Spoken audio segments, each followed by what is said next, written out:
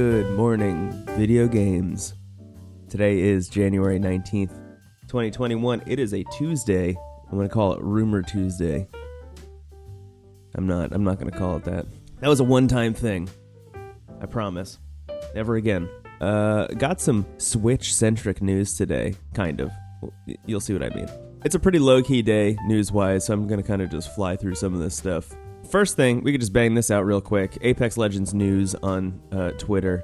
It came to their attention that the Japanese version of a YouTube video, a recent YouTube video, claimed that the Nintendo Switch version of Apex Legends is coming on February 2nd, which is when Season 8 starts.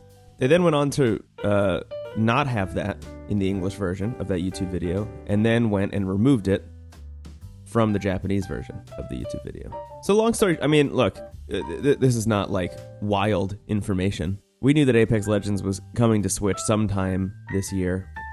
My guess was gonna be earlier than later, and February 2nd is actually even earlier than I thought. I was thinking like a March or April situation. So, look, is this real? Is this not? Was it a mix-up? Was it not? Who knows? The fact that it has appeared in more than one language in their YouTube description copy does make me think that it was, written, intended to be announced, and sent out to multiple places. But it could also be a situation in which the original English text had that in it. They then translated that, sent it out to all of their partners, and then posted it before translating the correction on the English version. That is the thing that happens. I'll say this much, regardless of is it gonna come out or not? I'm excited for Apex Legends to be on Switch. Apex Legends is a game that I loved right when it came out, loved, and played a lot of. And I have friends who are still playing it pretty consistently. I am not at the moment, but I'd like to be. And I weirdly think that having it on the Switch would, propel me to do that more. And I think that's just because of the way my setup is built. It's much easier for me to turn on the Switch and play it, wherever I want than it is for me to sit down in front of the Xbox or the PlayStation, which are in two different rooms. The Switch has a dock in both rooms, and also I can bring it with me. So I don't know. I just like the idea of Apex Legends on Switch. I hope that happens sooner than later. I would love to get back into Apex Legends this year. There are a bunch of characters they've added. I have no idea who any of them are. I haven't played that game since before they started announcing new characters. Oh, that's not true. There's the one guy who runs really fast, and I think has... What is this move I'm doing? I don't know what this gesture is supposed to denote. He has inflatable trampolines. That's what this is supposed to mean. Anyway, that was the last character I played as. The last new character I played as in Apex Legends. Coming soon to the Nintendo Switch. Okay, up next, Hitman 3 is coming out tomorrow. I'm excited about it, having never played any of these new IO Interactive Hitman games. I've only heard amazing things about them. Literally every time one comes out, it's is this some GOTY material? And I would love to be part of that hype train. Especially knowing that IO is taking over the video game rights to James Bond. I'm just excited to see where they're at the moment. And Hitman 3 is not only maybe the first big video game of 2021 to be released, but it also includes some cool features. If you own Hitman 1 and 2 on some platforms, the levels from those games will just, I think, get imported into Hitman 3, which I think is very interesting. It kind of sounds like a Left 4 Dead to Left 4 Dead 2 scenario. There was some up in the air stuff. I was considering talking about this a couple days ago, and then just was it'll get worked out. And it did pretty much get worked out. There were some issues with, hey, if you bought the game on Steam and then you're switching over to Epic Game Store, should you have to rebuy Hitman 1 and 2 to import the stuff, because it's all PC technically, which just seemed like the kind of thing that would get worked out. And guess what? It did. IO Interactive posted this tweet. It says, "We are continuing to work on a solution with our partners to allow PC players who own Hitman 1 or Hitman 2 to import locations from those games into Hitman 3 at no additional cost. We guarantee that players will not need to repurchase the game." So look, hey, cool stuff. I don't think I own Hitman 1 and 2. It might be a situation in which I do somehow own one of those games, because of PlayStation Plus or something. I don't know. But either way, I'm not in it to play Hitman 1 and 2. I'm in it to play Hitman 3. That's what I'm gonna jump in with Hitman 3 and see how it goes. And I'm really excited about it. If you are interested in Hitman 3, I also just saw this link this morning. IGN has, this daily deals thing that they do. This is one that they posted yesterday. You can pre-order Hitman 3 for $50. If you're like, hey, I'm interested in that game, I'm going to get it when it comes out. There's no better time to pre-order a game than the day before it comes out, I find, because usually reviews are out, and you can have a pretty good idea about if you want the game at launch or not. I'm generally not a pre-order guy unless it's like day of or day before like this. So anyway, you can get the PS5 version at Walmart for $50, PS4 and Xbox One editions for $50 at Amazon. Let me see if those are digital. If those are digital, I'm going to buy a video game on the YouTube video. You're going to watch a YouTube video in which a person buys a video game. This seems to not be the digital edition. Okay, it was a nice idea. One day, it might happen. Who knows? Anyway, Hitman 3 comes out tomorrow. Big game release for 2021. I'm very much looking forward to it. I think IO Interactive's logo looks like it says LOL. That's nice too. Last but not least, I want to talk about this post from Circuit Breaker, which is like the gadgets offshoot of The Verge. They're on the same website, but, it's a brand. It's a separate brand. And it's a piece kind of about CES and one of the interesting trends about CES 2021. If you recall from my episodes last week, I was talking a little bit about CES and how silly it is, but also there's some good stuff that comes out of there. If you want some good reporting, The Verge has some great reporting about CES. You can see a lot of cool gadgets. Dieter Bohn, who's one of the senior editors over at The Verge, said something along the lines of like, CES is about the next few years of tech, not about the present of tech. So it's like stuff that's really expensive that they're showing off that like will become consumer technology in like 2 or 3 years. And if that's the case, then one of the more interesting trends, I think, is all of these companies trying to make a Nintendo Switch adjacent PC. There are a lot of companies trying to make like a handheld device that looks and feels like a Nintendo Switch but runs PC games. And we're not talking like via streaming. We're not talking about like GeForce Now or whatever. This is like these games are running on this little device. As Sean Hollister mentions here, in 2020, Alienware released this concept, not released, but showed off this concept idea. It's just called the Concept UFO, which, look, say what you will about Alienware. I love their names for stuff. They really lean into it. But check this out. I mean, this just looks like a Nintendo Switch made by Alienware, and it runs PC games, which is pretty rad. Now, there are other devices, that were shown off at CES 2021. But one of the more interesting things is, like, you could go on Indiegogo right now and pick up this guy. Not pick up. I mean, you could, I guess, pledge money towards this thing and hope that it gets made and sent to you.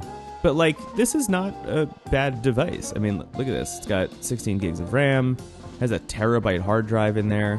It runs Windows. It has a dock, slides up and has a keyboard on there. I don't know. It just seems like a nice device.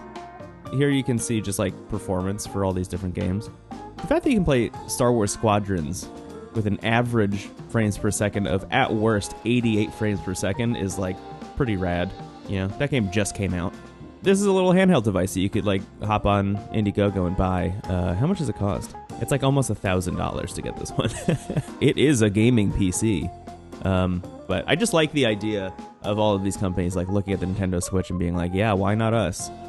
It was a thing that I really was hoping, stupidly enough, I guess, but I was really hoping that Sony and Microsoft would get into also, which I think they kind of have in a way. So Sony, I just wanted to make another Vita because the PlayStation Vita is like easily my favorite handheld console like ever. It is just an amazing machine. I have it literally right here. I like display it prominently on my bookshelf. It's like one of the things I display prominently on my bookshelf. And I was just hoping that like maybe Sony would reconsider and make a Vita 2. And I know that that's not an actual feasible wish, but it sure is a thing that I wished for. And then Microsoft, I just want to see their take on a handheld. I just think that'd be interesting. Now, to take it a step further, to say like, okay, they maybe actually are investing in that kind of thing. You have Project xCloud, which allows you to stream your Xbox games directly to your phone or your computer or whatever. Same thing with Sony. They have Remote Play, which I have used extensively. It's not like great, but it definitely does the trick for certain kinds of games. All you'd need to do is go get any kind of like mobile phone grip. The one I was looking at recently is this guy, the Backbone, which is, I think, specifically made for iOS devices, if I'm not mistaken, but just has like a really wonderful form factor, plugs into the Lightning port. There it is, plugs into the Lightning port. of your iPhone, so there's not going to be any latency. It's not like a Bluetooth device. Apparently Mr. Beast has one. But yeah, I mean, if you were to get one of these things, plug it into your phone, and then use Remote Play or Project xCloud, like, you would be able to play your PlayStation or Xbox games just on your phone like a mobile device. And, you know, your mileage may vary, will vary. Your mileage will vary depending on what console you're using and your home internet setup and things like that. From what I've heard, though, xCloud is really good. I haven't tried it out yet because I haven't needed to, but I think there will be a situation in which I will probably test that out and see how it goes. But anyway, I like that that's an option. I like that that was kind of like a really out-of-the-box way for Microsoft and Sony to kind of answer the Nintendo Switch and say, like, you can take your stuff on the go. It's not going to be great, but you can do it. This is a completely different avenue. This is like, what if we built a Nintendo Switch and made it, like, chunky? Which is, I'm going to be honest, my biggest gripe with the Nintendo Switch. It's why I like the Switch Lite so much. I don't have a Switch Lite. My partner has a Switch Lite, and I love that thing. It is so nice. The Nintendo Switch I just find to be like a little bit too big. It's just a little bit too big. I don't feel comfortable carrying it with me, like on trains and stuff, which I don't have to do anymore because I don't have a commute. But when I was commuting and I brought the Nintendo Switch with me, I always felt really weird. The only game that made me not feel weird was Kentucky Route Zero, because that game is like a wormhole for your attention. You just forget that you're playing a video game even. But the idea of a bigger Nintendo Switch, no thank you. Now, all that said, I teased yesterday that I had like a cool video game product coming in yesterday, and guess what? It got delivered, and I'm really excited to show it off. I mean, it's very silly.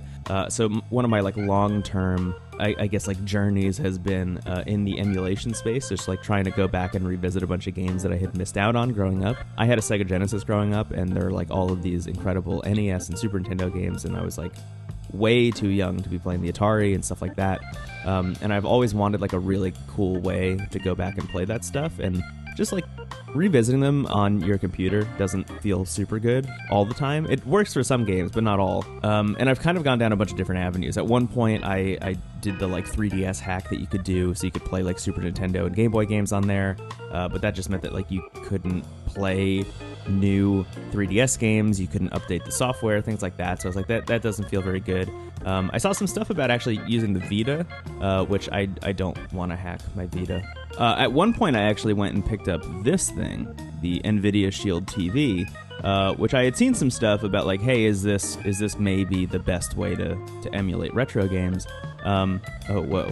It's like a little tube now? I have one that's like more of a box. Oh, here you go. The Shield TV Pro, I guess that's what I have. Anyway, I have this thing. It has like an NVIDIA graphics card in there and runs Android and all this stuff. So like it's kind of really great for emulating games. But I always found it really weird to be playing handheld stuff on this. As much as I loved this for playing console stuff like Super Nintendo and, you know, just things that were meant to be on a big screen, playing handheld stuff like, I don't know, like a Pokemon game, for example, is really strange on a device like this. So I picked up something new, and I just wanted to kind of show it off. It's this guy.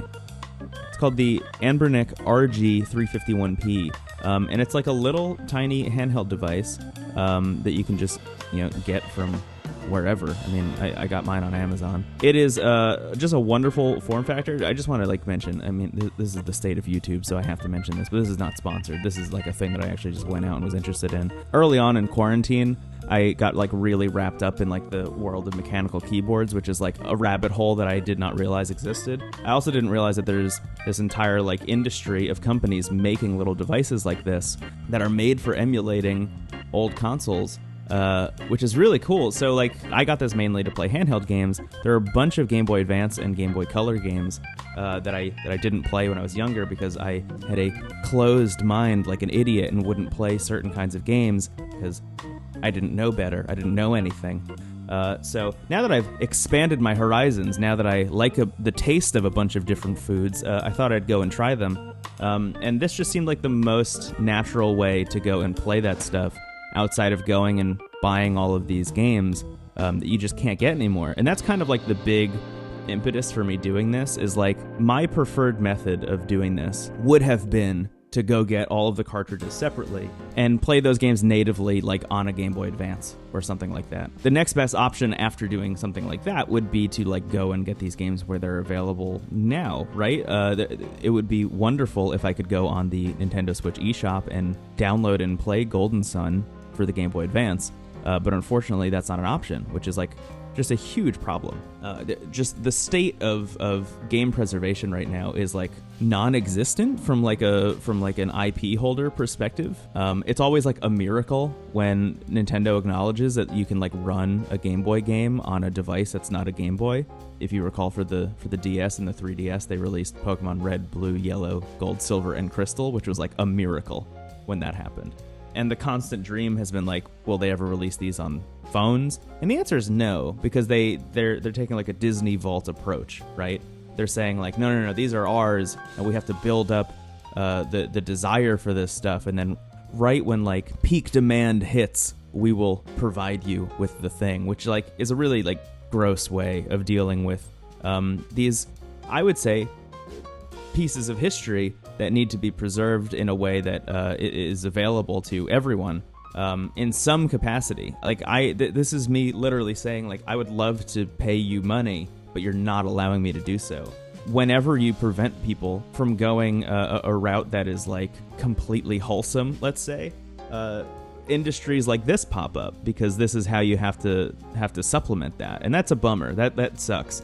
But that said, the people who are doing this are doing a really good job because this device is rad, man. I've been playing. I mean, it took forever to set up yesterday. I was setting it up and then I messed it up and then had to set it up a second time, and it took like hours.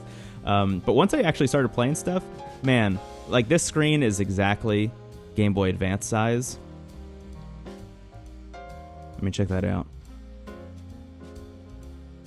It's just a Game Boy Advance with an even better screen than the Game Boy Advance had, and that's rad. And I know that there are people out there modding Game Boy Advances to do stuff like this also, which is very cool. But this category of device was just so interesting to me that I wanted to see what it was all about and see what the hype was. And guess what?